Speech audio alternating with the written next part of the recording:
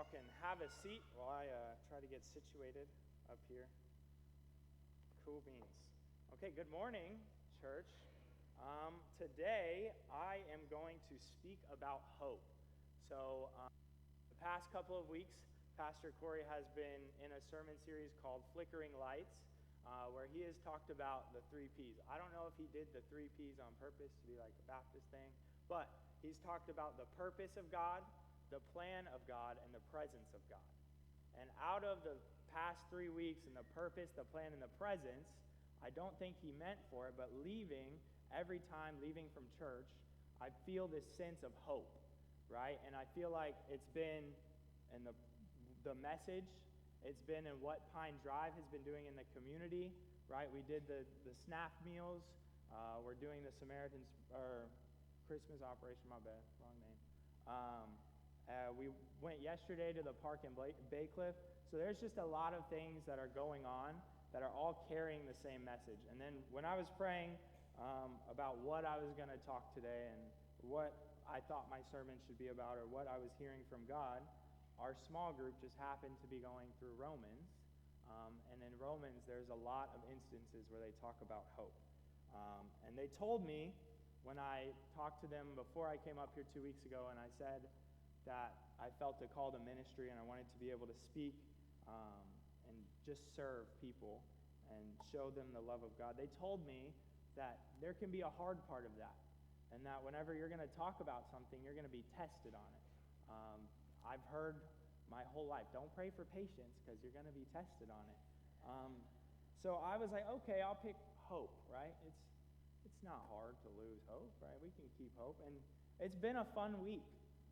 There's been a lot of things going on, but whenever you are in the Word and you prioritize unity, and this is small groups, this is a testimony to that, when you are able to be friends with other Christians and you're able to show up and talk to other people, and you can identify, hey, this is the devil trying to ruin you. This is the devil trying to take your hope, trying to take your joy. There's something so freeing in that. And so that's a really quick testimony just to small groups. I got to go to a couple small groups this week, and it was cool to identify, like, hey, I know I'm talking about hope, and I know I'm being tested over it, so I don't need y'all to tell me what I'm being tested over, but I just need you to pray with me for it. So that was a really cool thing this week. And then, yesterday was awesome. Our goal for Pine Drive was to do 10 meals, is what he said when we first threw the idea out there, and we easily had 25. I think a couple people dropped some off late, so we had more than that. But we fed 25 families for Thanksgiving, so that's a big message of hope. Oh, my clicker's here. I lost it already. Okay, so we're talking about Romans, and in Romans 5, 3 through 5, I'll let you open to it since the words are small.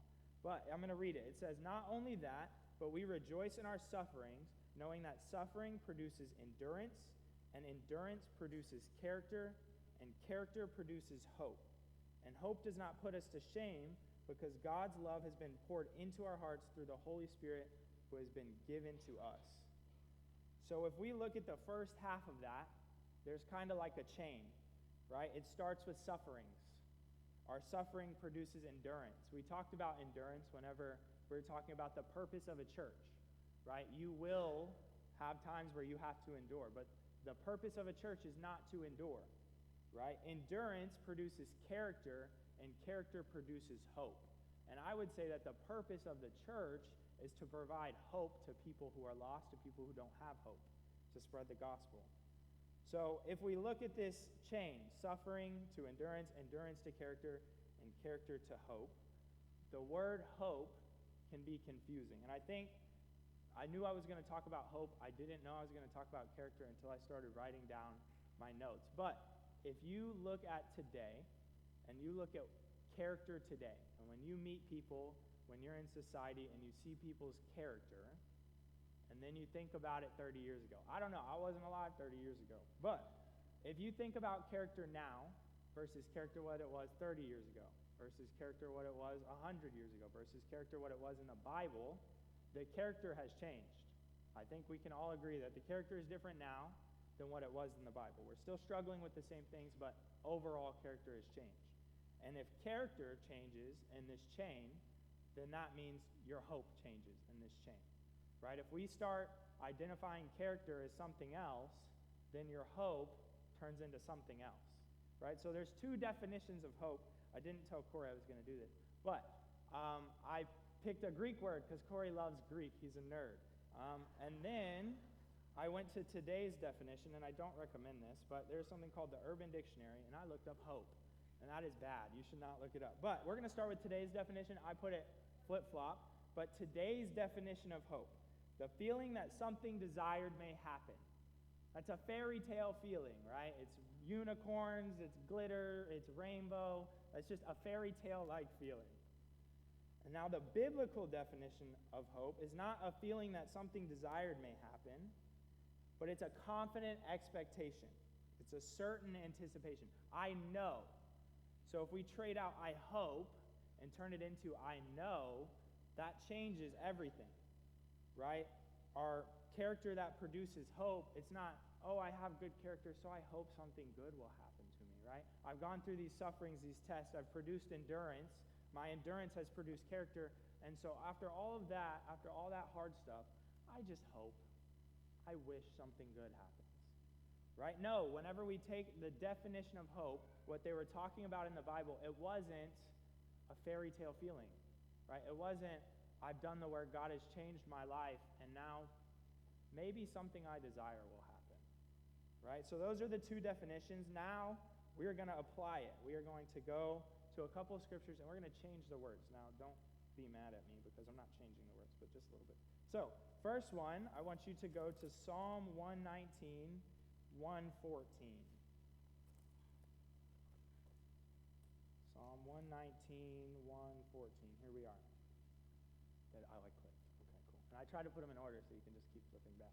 Anyways, 114, it says, "You are my hiding place and my shield." I'm going to stop right there. That's part one. My shield.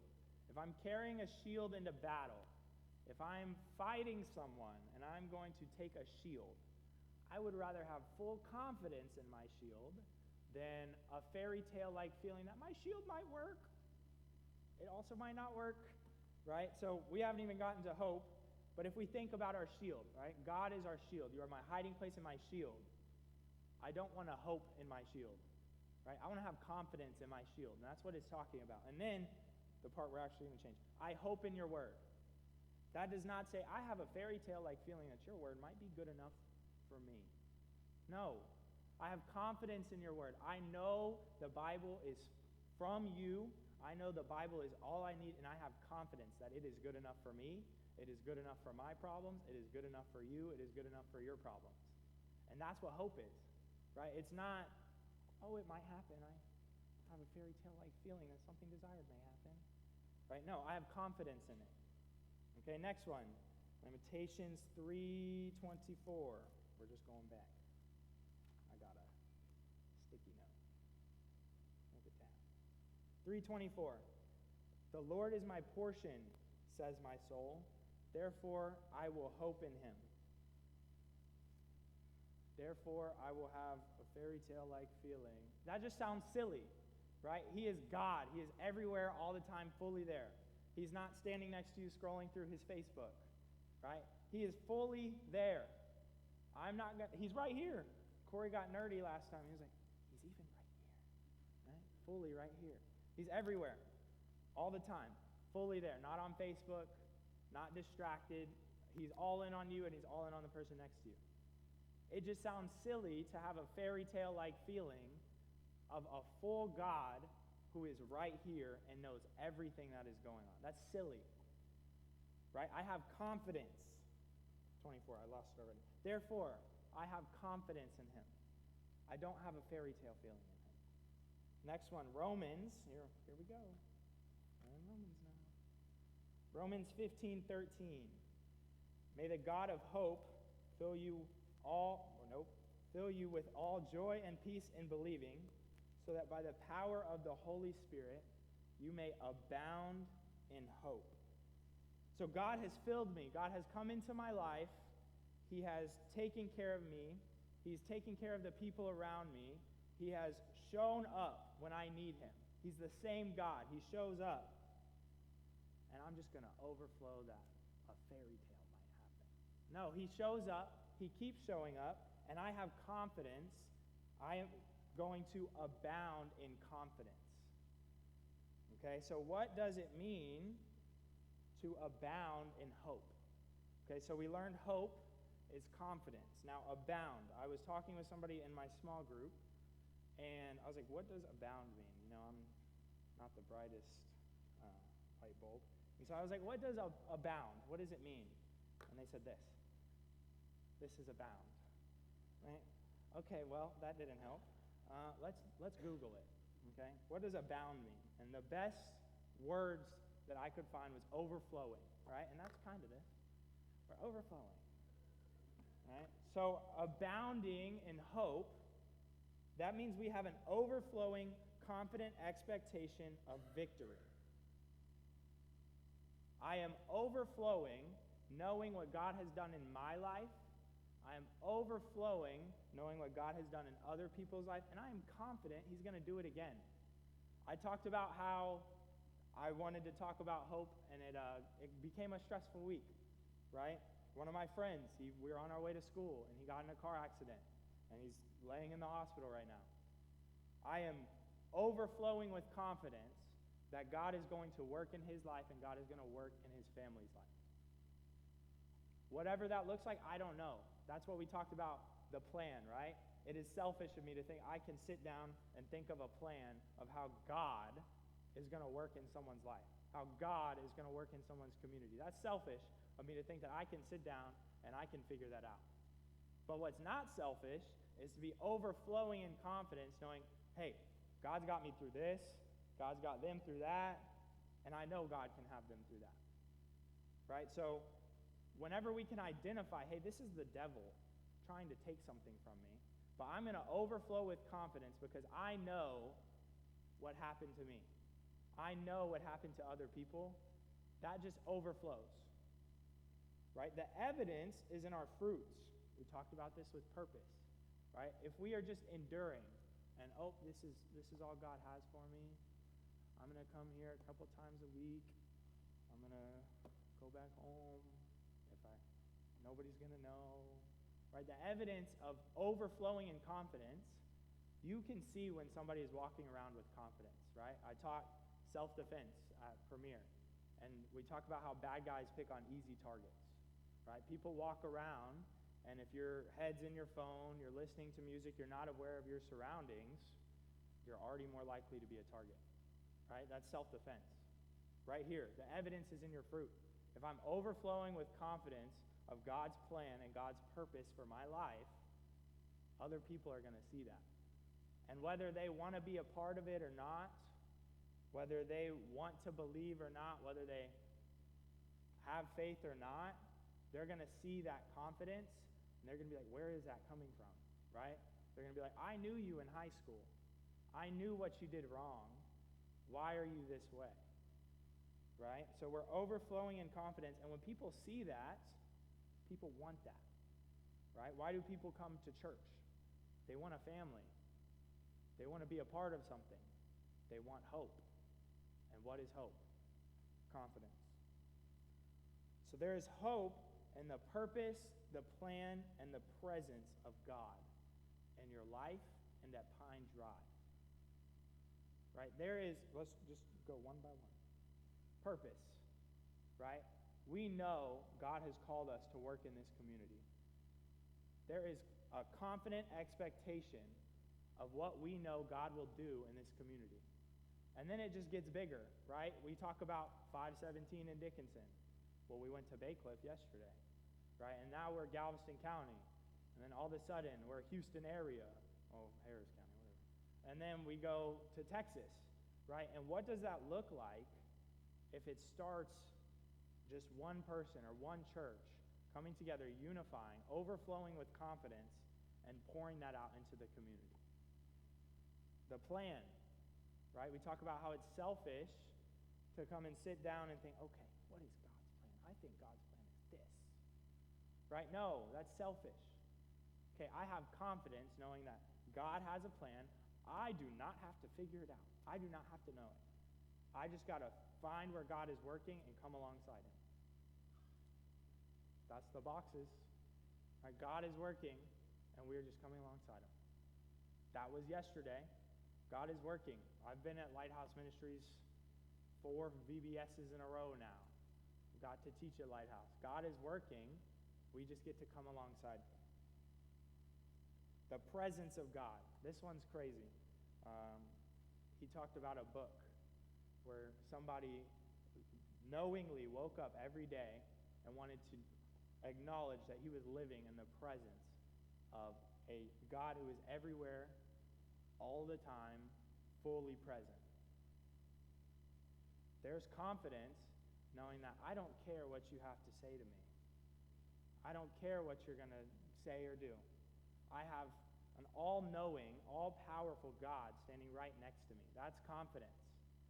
So the 3 P's that we've been talking about, I wasn't planning on going into flickering lights. But those 3 things, that's all just a message of hope. And it's not the message of the fairy tale hope. It's not the message of something desired might happen to me, right? No, that's the message of confidence.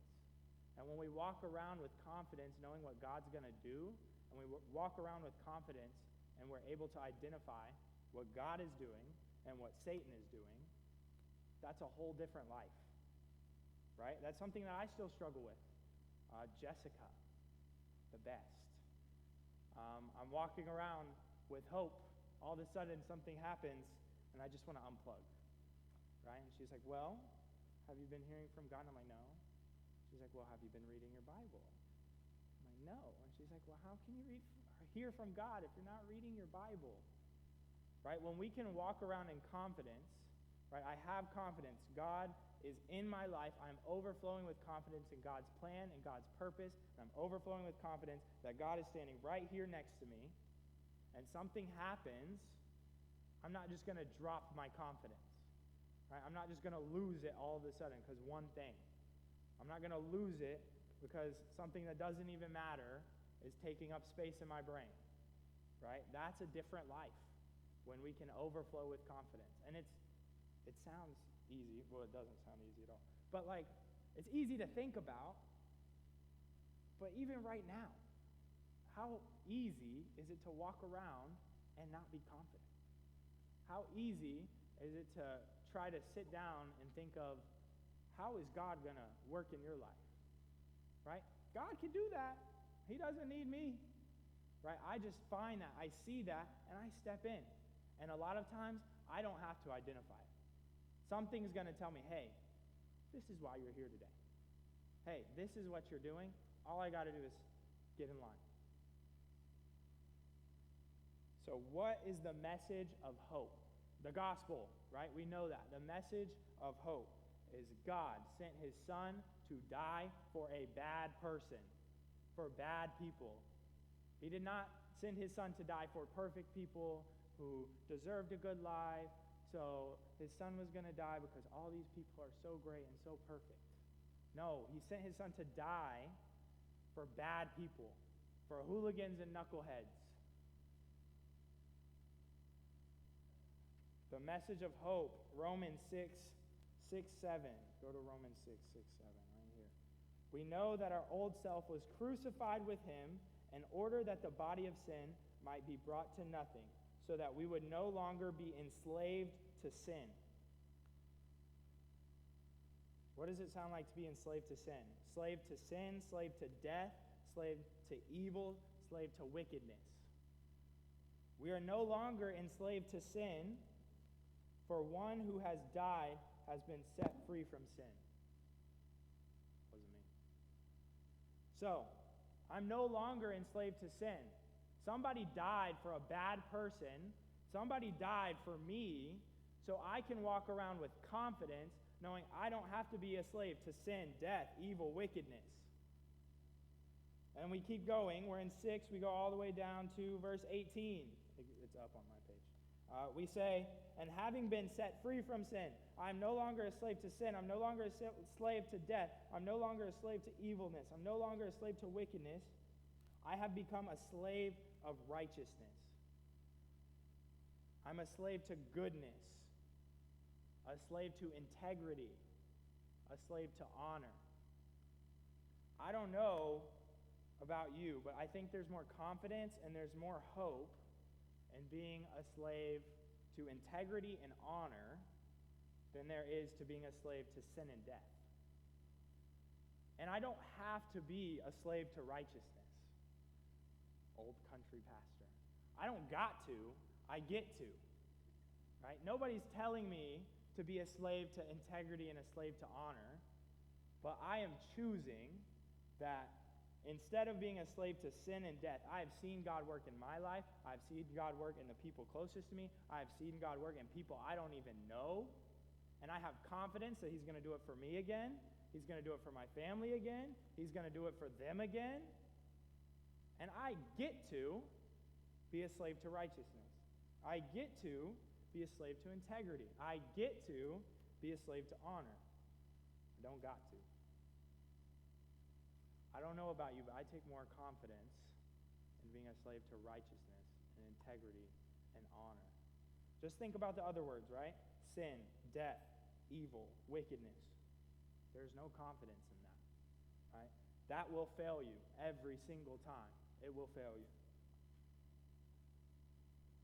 So, the hope for Pine Drive, confidence in Pine Drive, the confidence that we have. There is a confident expectation in God's purpose for Pine Drive. Jeremiah 29:11. I feel like we all know this, right? For I know the plans I have for you, declares the Lord. Right? For hope and a future. Let's change it again. For confidence and a future. For confidence in your future. Right?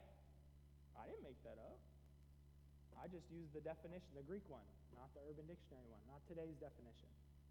Right? So whenever we're thinking about suffering produces endurance, produces character, produces hope, we need to think about that. What was he writing about? Not what does today take it and spin it into. Right? That's a big thing. Everybody wants to quote random parts of the Bible and say, this is what that means. But let's think about what they meant when they wrote it. Right? It applies all the time, but we want to make sure that it is saying what they're saying. Right? I have confidence in my future. I have confidence, there's a confident expectation in God's purpose for Pine Drive. Things get hairy. Right? There's like 17 ACs on this campus. Things get hairy. But there's a confident expectation knowing that Pine Drive is going to spread a message of hope, spread a message of confidence to the people next door, to the people on 517, to the people in Bay Cliff. Right? There is a confident expectation. There's a confident expectation in God's plan for Pine Drive. Right? Our purpose and our plan. We know what we're going to do. Right? We're going to spread the message of confidence, spread the message of hope. If it's just me, if it's just Corey, he doesn't know how we're going to do it. I don't know how we're going to do it. Nobody knows how we're going to do it. And that's okay, because we have a confident expectation in it. Right? I don't have to think about it. I don't have to have a fairy tale-like feeling that something desired may happen and that this church is going to grow and this church is going to be amazing. I don't have to have that. I know it. I know it's going to happen. I don't know what it looks like. But I know that suffering produces endurance. I think this church has some endurance. I know that endurance produces character. This church definitely has some characters. This church has some character. And I know that character produces hope, and hope is confidence. Right? So there's confidence in our purpose. We know what we're here to do. We're here to serve people. We're here to show people God's love. We are here to show people. We are here to make God's name famous, to glorify God. There is confidence knowing that Jeffrey doesn't have to think of anything, right? Good thing I don't get paid for thinking. I don't have to think, right? There's confidence knowing that God's going to do it, and all we have to do is say yes and amen, and we get in line, and we just fan the flame. Last week's title. I don't know if that's how you fan a flame, but I don't think so. There is a confident expectation and knowing the presence of God is in our church, and it is in our lives. It is on the pencil's eraser. There's a confident expectation that when I walk around at church, when I walk around at home, when I walk around in the store, when I walk around in the craziest places, that I have God. Not distracted God on Facebook. I just deleted Facebook, so it's been tough, and this has just been coming up. Not distracted God on Facebook, right? But I have God fully present in my life. When I ask him something, he doesn't have to think about it and then respond. When I ask him something, he is there. He's ready to go. He's ready to work, right? I have confidence in that. Jeremiah 29:11, I have plans for a future, plans for a hope, and I know that he is right here, and he's all I need. It's all I need. 2 Timothy 1:7, God did not give us a spirit of fear, but of power, love, and a sound mind. I know that God is right next to me, right? The presence of God is right here. I don't have to be in a spirit of fear, right? Power, love, sound mind. Let's add one. I just love changing things today, apparently. Confidence, right? I don't have to be scared, scared. I get confidence instead. We are called to be confident in God. And we are called to be so confident in God that other people see our confidence in God, and we get to tell them about it. I don't have to ask every person, do you know God? I can. That's not a bad thing. But if I am overflowing with confidence, people come up to me. What's wrong with you? Right? These crazy things are happening and you don't care. Or you do care. You just have confidence. You know that God is working in your life. You know that God is working in the people around you. You know that God is going to work in that random stranger over there.